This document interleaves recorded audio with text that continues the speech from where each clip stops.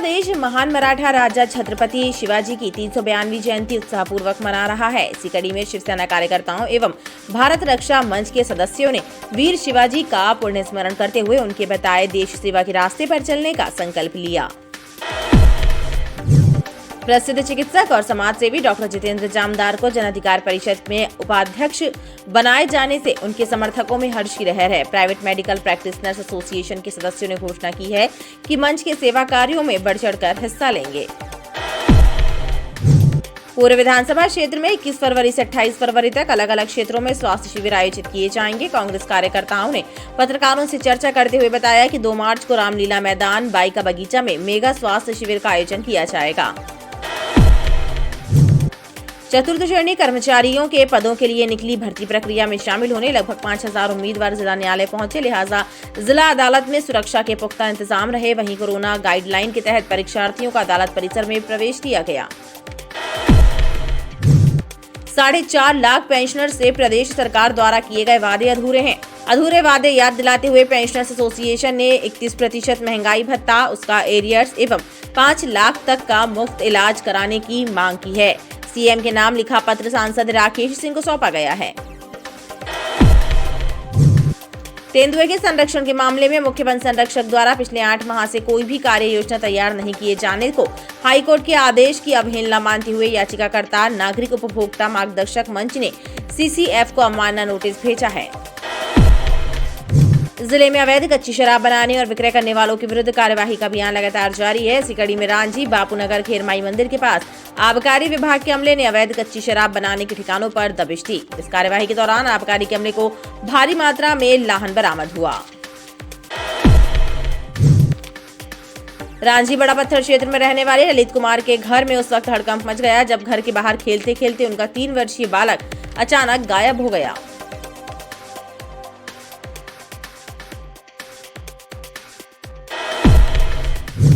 शराब पीकर लापरवाही पूर्वक वाहन चला रहे चालक अन्य लोगों के लिए खतरा बनते जा रहे हैं। आए दिन ऐसे हादसे सामने आ रहे हैं।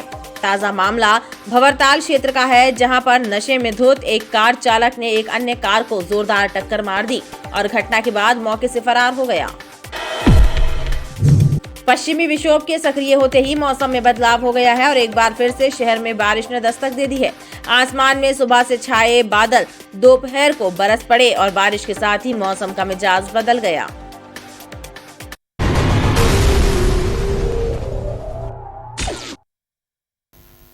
नमस्कार, स्वागत है आपका बीटीवी न्यूज में। आपके साथ मैं हूं सना और आइए खबरों की शुरुआत से पहले एक नजर डाल लेते हैं हेडलाइंस पर।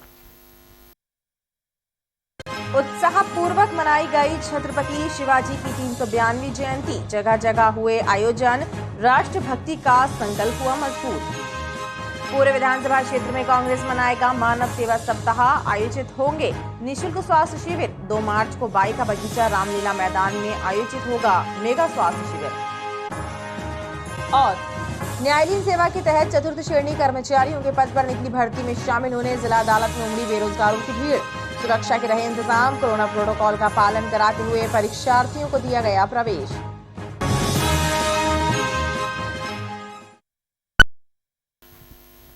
पूरा देश महान मराठा राजा छत्रपति शिवाजी की 392वीं जयंती उत्साहपूर्वक मना रहा है। इसी कड़ी में शिवसेना कार्यकर्ताओं एवं भारत रक्षा मंच के सदस्यों ने वीर शिवाजी का पुण्य स्मरण करते हुए उनके बताए देश सेवा के रास्ते पर चलने का संकल्प लिया। शिव सैनिकों ने एवं भारत रक्षा मंच के सदस्यों ने मदन महल स्थित वीर शिवाजी की प्रतिमा पर पुष्पमालाएं अर्पित कर उनकी जयंती मनाई। महान मराठा राजा वीर छत्रपति शिवाजी को उनकी 392वीं जयंती पर श्रद्धापूर्वक याद किया गया। जय शिवाजी, जय शिवाजी, जय शिवाजी, जय शिवाजी, जय शिवाजी, जय शिवाजी। हमारे प्रेरणा स्रोत वीर शिवाजी का जयंती मनाना, युवकों को एक जगह इकट्ठा करना और उनके अंदर हिंदुत्व की भावना को जागृत करना, ये हमारा मेन उद्देश्य था। और इसी तारतम्य में आज हम लोगों ने यहाँ पे शिवाजी महाराज को पुष्प अर्पण किया, उन्हें याद किया, उनकी जयंती मनाई और कोशिश कर रहे हैं कि हमारे पूरे भारत में जितने भी शिवाजी के अनुयायी हैं एक हो जाएं और हिंदू साम्राज्य को बचाए रखने के लिए अपने जानों की आहुति देनी पड़ी, तब भी सब आगे रहें। भारत रक्षा मंच एवं शिवसेना कार्यकर्ताओं ने कहा कि जब जब राष्ट्रभक्तों का नाम लिया जाएगा, शिवाजी का नाम सबसे पहले लोगों की जुबान पर आएगा। प्रसिद्ध चिकित्सक और समाजसेवी डॉक्टर जितेंद्र जामदार को जन अधिकार परिषद में उपाध्यक्ष बनाए जाने से उनके समर्थकों में हर्ष की लहर है। प्राइवेट मेडिकल प्रैक्टिशनर्स एसोसिएशन के सदस्यों ने घोषणा की है कि मंच के सेवा कार्यों में बढ़ चढ़कर हिस्सा लेंगे। प्राइवेट मेडिकल प्रैक्टिशनर्स एसोसिएशन के सदस्यों ने डॉक्टर जितेंद्र जामदार के जन अधिकार परिषद के उपाध्यक्ष बनने पर खुशी का इजहार किया है। साथ ही वादा किया है कि उनका संगठन जन अधिकार परिषद के सेवा कार्यों में उत्साहित भाव से हिस्सा लेगा। तुम्हारी हो सकती मेरी नहीं है, मुझे तो जो भगवती ने दे दिया वो दे दिया। हमारा संगठन जो है प्रादेशिक स्तर में और राष्ट्रीय स्तर में सतत कार्य करता रहता है। अभी ग्वालियर में हमारे जो संगठन के द्वारा रक्तदान का महाअभियान भी प्रारंभ किया गया था और सतत हमारे एसोसिएशन के द्वारा जन जागरूकता के साथ साथ जन सेवा का कार्य भी, वृक्षारोपण का कार्य भी लगातार करती रहेगी। और जैसा हमारे आदरणीय डॉक्टर जितेंद्र जामदार का निवेदन और आदेश होगा, संगठन हमारा उसमें कंधे से कंधा मिलाकर पूर्ण सहयोग प्रदान करेगा। वहीं समाज सेवी डॉक्टर जितेंद्र जामदार का कहना है कि अपने दायित्व का निष्ठापूर्वक निर्वाह करेंगे। प्रदेश नेतृत्व ने, माननीय शिवराज सिंह चौहान जी ने, माननीय वी.डी. शर्मा जी ने, हमारे संगठन के जो शीर्ष नेतृत्व हैं, उन सब ने मिल करके निर्णय लिया कि इस काम को करने के लिए मेरे जैसा एक छोटा कार्यकर्ता सक्षम है। मुझे लगता है कि केवल नर्मदा जी के आशीर्वाद से, नर्मदा जी की कृपा से ये दायित्व मुझे मिला है। पर एक बार जब किसी व्यक्ति को, किसी पुरुष को इस प्रकार का दायित्व मिलता है तो उसको अपना पुरुषार्थ दिखाने का अवसर प्राप्त होता है। और हमारे साथ हजारों लाखों कार्यकर्ता हैं, उन सारे कार्यकर्ताओं की मेहनत का फल हमें निश्चित मिलेगा और हमारे इस मध्य प्रदेश को स्वर्णिम मध्य प्रदेश बनाने के स्वप्न को साकार करने में हम सफल होंगे, ये मेरा विश्वास है।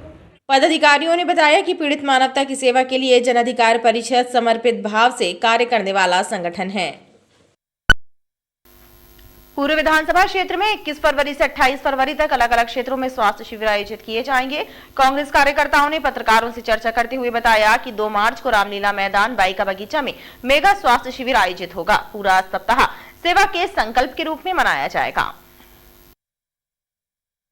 नगर कांग्रेस कमेटी के सदस्यों ने पत्रकारों से चर्चा करते हुए बताया कि पूर्व कैबिनेट मंत्री एवं वर्तमान विधायक लखन घनघोरिया के जन्मदिवस को सेवा सप्ताह के रूप में मनाया जाएगा। 21 फरवरी से 28 फरवरी तक लगातार निःशुल्क स्वास्थ्य शिविर आयोजित होंगे और 2 मार्च को बाई का बगीचा रामलीला मैदान में मेगा स्वास्थ्य शिविर का आयोजन होगा। पिछले वर्ष 13,000 लोगों ने इन शिविरों का लाभ लिया था। विधानसभा क्षेत्र के लोकप्रिय विधायक माननीय लखन घनघोरिया जी के जन्म दिवस के उपलक्ष्य में इस वर्ष फिर ये 12वां वर्ष है। मानव सेवा की मिसाल है माननीय लखन घनघोरिया जी और इस बार पुनः 21 तारीख से 26 तारीख तक आई कैंप लगाया जाएगा और 2 मार्च को एक मेगा हेल्थ कैंप के साथ साथ चश्मों को वितरण का कार्यक्रम भी होगा। विगत 12 वर्षों में लाखों क्षेत्र के जो नागरिक जो गरीबी रेखा के नीचे आते हैं या उनको ये समस्या है, वो लाभान्वित होते हैं और सर्व सुविधा युक्त तरीके से उनका आंखों का ऑपरेशन के साथ साथ हेल्थ कैंप लगाया जाता है। पिछले वर्ष भी लगभग 13,500 लोगों को लाभ मिला था। माननीय पूर्व विधानसभा के विधायक माननीय लखन घनघोरिया जी द्वारा प्रत्येक वर्ष इस माह के अंत में उनके जन्मदिन के उपलक्ष्य में उनके अनुज भरत घनघोरिया जी द्वारा पीड़ित मानवता की सेवा का कार्यक्रम रखा जाता था, जिसमें हजारों की तादाद में लोगों का आँखों का चेकअप, मोतियाबिंद का इलाज किया जाता है। और पीड़ित मानवता की सेवा ही एक ऐसा कार्य है जिससे गरीब जन, बेबस लोग, इनका इलाज होता है। कांग्रेस कार्यकर्ताओं का कहना है कि इन शिविरों का लाभ शहर की किसी भी विधानसभा का निवासी उठा सकता है। इसमें किसी तरह की कोई क्षेत्र को लेकर पाबंदी नहीं होगी। आयोजन का मकसद पीड़ित मानवता की सेवा करना है। चतुर्थ श्रेणी कर्मचारी के पदों के लिए निकली भर्ती प्रक्रिया में शामिल होने लगभग 5000 उम्मीदवार जिला न्यायालय पहुंचे। लिहाजा जिला अदालत में सुरक्षा के पुख्ता इंतजाम रहे। वहीं कोरोना गाइडलाइन के तहत परीक्षार्थियों को अदालत परिसर में प्रवेश दिया गया। न्यायाधीन सेवा के तहत निकली चतुर्थ श्रेणी पदों की भर्ती में शामिल होने के लिए लगभग 5000 उम्मीदवार जबलपुर पहुंचे हैं। जिला अदालत में आयोजित भर्ती प्रक्रिया के लिए आए उम्मीदवारों की भीड़ को देखते हुए अदालत परिसर में सुरक्षा के लिहाज से पुख्ता इंतजाम किए गए। सीएसपी आलोक शर्मा ने बताया कि परिसर में केवल परीक्षार्थियों को ही प्रवेश दिया जा रहा है। इसके अलावा कोरोना प्रोटोकॉल का भी विशेष ध्यान रखा गया है। Bite Alok Sharma, CSP. Class 4th की न्यायालयीन सेवा की भर्ती है यहाँ पर। तो आज सुबह से ही कम 5-4 लड़के यहाँ पे आए हुए हैं। उसको देखते हुए यहाँ पुलिस का समूचा बंदोबस्त किया गया है। इसमें हमारे 2 CSP साहिबान और 4 TI साहिबान और कम से कम 100 कवर लगाया हुआ है और सारी व्यवस्थाएं चाक चौबंद हैं। सर कितने दिन का अभी ये कम से कम 5 दिन चलेगा। अभी और चलने वाला है 5 दिन।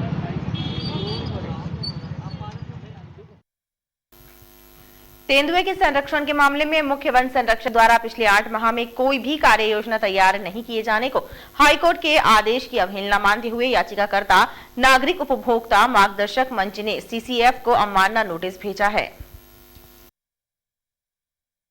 नागरिक उपभोक्ता मार्गदर्शक मंच के द्वारा दायर याचिका में प्रदेश में तेंदुए की अवैध शिकार को रोकने और उनके संरक्षण के लिए ठोस कार्य योजना लागू करने की मांग की गई थी। याचिकाकर्ता मनीष शर्मा ने बताया कि centre for wild life studies की रिपोर्ट के अनुसार तेंदुए की आबादी में कुछ वर्षों में 90% तक की कमी आई है। याचिकाकर्ता ने न्यायालय को बताया कि 30 जुलाई 2021 को न्यायालय के आदेश के साथ एक अभ्यावेदन भी CCF को भेजा गया था, लेकिन आज तक कोई कार्यवाही नहीं की गई। माननीय उच्च न्यायालय की बेंच के न्यायाधीश श्री प्रकाश श्रीवास्तव एवं वीरेंद्र सिंह द्वारा एक आदेश मध्य प्रदेश के मुख्य वन संरक्षक को जारी करते हुए यह निर्देशित किया था कि याचिकाकर्ता द्वारा तेंदुआ संरक्षण की जो मांग की गई है उसके लिए जो कार्य योजना बनाने की मांग की गई है, तेंदुओं की होते अवैध शिकार को देखते हुए इस पर क्विक एक्शन प्लान बनाना आवश्यक है और याचिकाकर्ता द्वारा जो अभिवेदन भेजा जाएगा 8 सप्ताह के अंदर उस पर निर्णय लेकर ठोस कदम उठाएं। लेकिन आज 8 माह व्यतीत हो चुके हैं। मध्य प्रदेश सरकार द्वारा तेंदुआ संरक्षण के लिए कोई भी कार्य योजना प्रस्तुत नहीं की गई है। इसी बात से क्षुब्ध होकर हमारे द्वारा मुख्य वन संरक्षक मध्य प्रदेश को आज अवमानना नोटिस भेजकर 15 दिवस का समय दिया है कि यदि 15 दिवस के अंदर उनके द्वारा तेंदुआ संरक्षण के लिए कार्रवाई नहीं की जाती तो एक अवमानना याचिका माननीय उच्च न्यायालय में दायर करेंगे। याचिकाकर्ता ने CCF को अवमानना नोटिस जारी किया है। 4.5 लाख पेंशनर्स से प्रदेश सरकार द्वारा किए गए वादे अधूरे हैं। अधूरे वादे याद दिलाते हुए पेंशनर्स एसोसिएशन ने 31% महंगाई भत्ता, उसका एरियर्स एवं 5 लाख तक का मुफ्त इलाज कराने की मांग की है। CM के नाम लिखा पत्र इस दौरान सांसद राकेश सिंह को सौंपा गया है। मध्य प्रदेश पेंशनर्स एसोसिएशन के सदस्यों ने एक पत्र सांसद राकेश सिंह को सौंपकर मांग की है कि प्रदेश के 4.5 लाख पेंशनर्स की समस्याओं पर ध्यान दिया जाए, लंबित मांगों को पूरा कराया जाए, केंद्र की तरह 31% महंगाई भत्ता और 5 लाख रुपए तक का निःशुल्क इलाज का वादा पूरा किया जाए।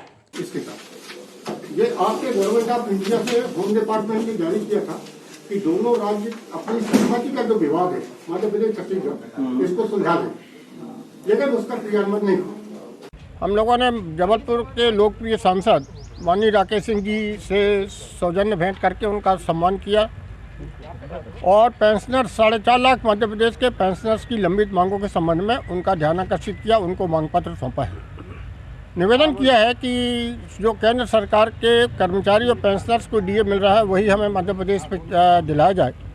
पेंशनर्स ने चेतावनी दी है कि यदि जल्द मांगों को पूरा नहीं किया गया तो प्रदेश स्तर पर आंदोलन किया जाएगा। जिले में अवैध कच्ची शराब बनाने और विक्रय करने वालों के विरुद्ध कार्यवाही का अभियान लगातार जारी है। इसी कड़ी में रांझी बापूनगर खेरमाई मंदिर के पास आबकारी विभाग के अमले ने अवैध कच्ची शराब बनाने के ठिकानों पर दबिश दी। इस कार्यवाही के दौरान आबकारी के अमले को भारी मात्रा में लाहन बरामद हुआ।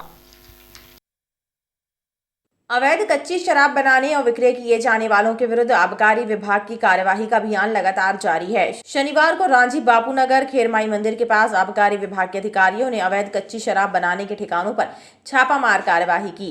इस दौरान अलग अलग स्थानों पर जमीन के नीचे गड़े ड्रमों, सिंटेक्स की टंकियों और प्लास्टिक के डिब्बों में भरकर और छिपाकर रखा गया करीब 4200 किलोग्राम लाहन बरामद किया गया, जिसे मौके पर ही नष्ट करने की कार्यवाही की गई।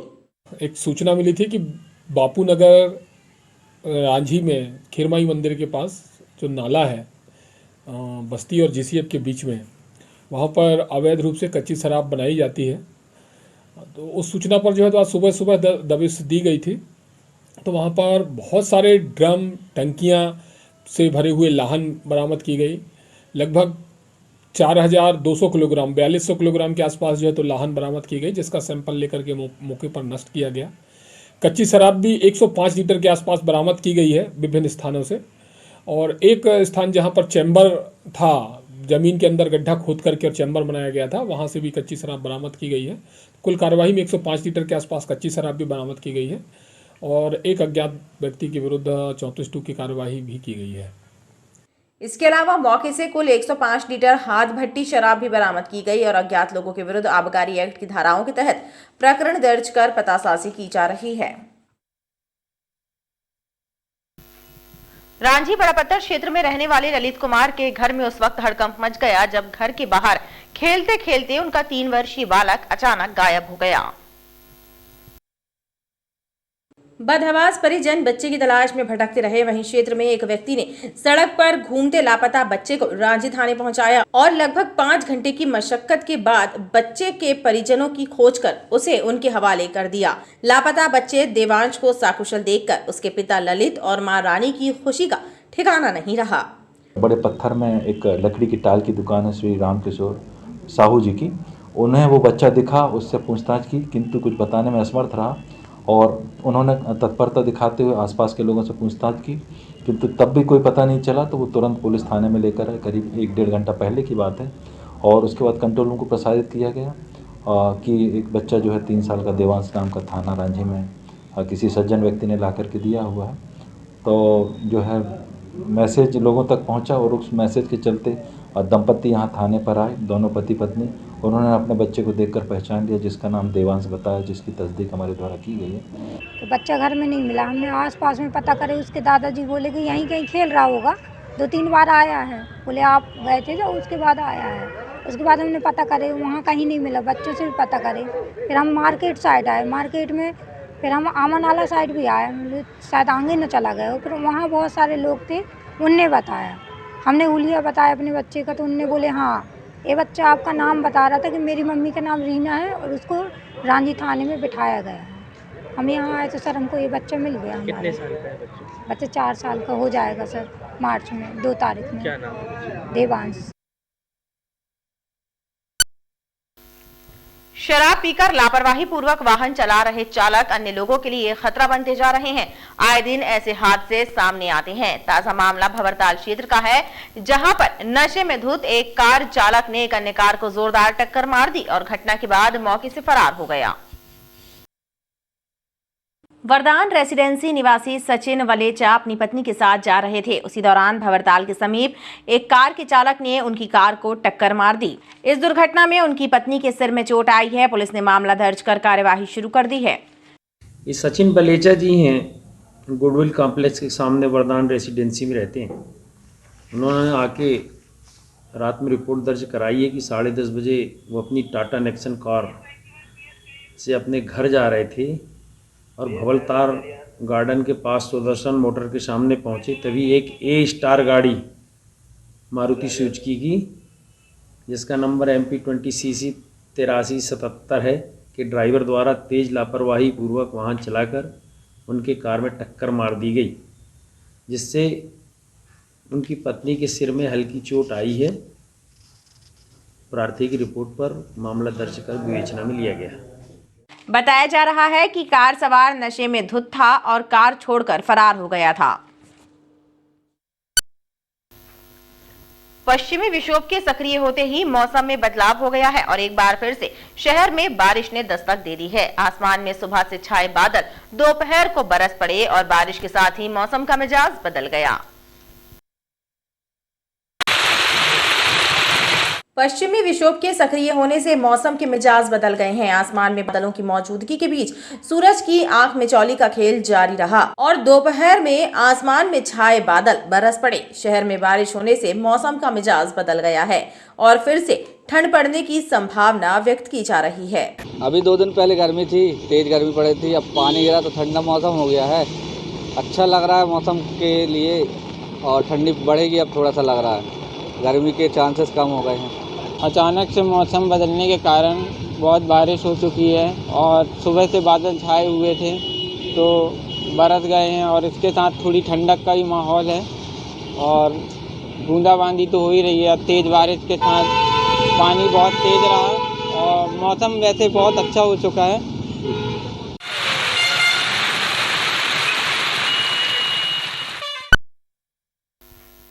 और खबरों का सिलसिला लगातार जारी रहेगा। आप देखते रहिए BTV न्यूज़।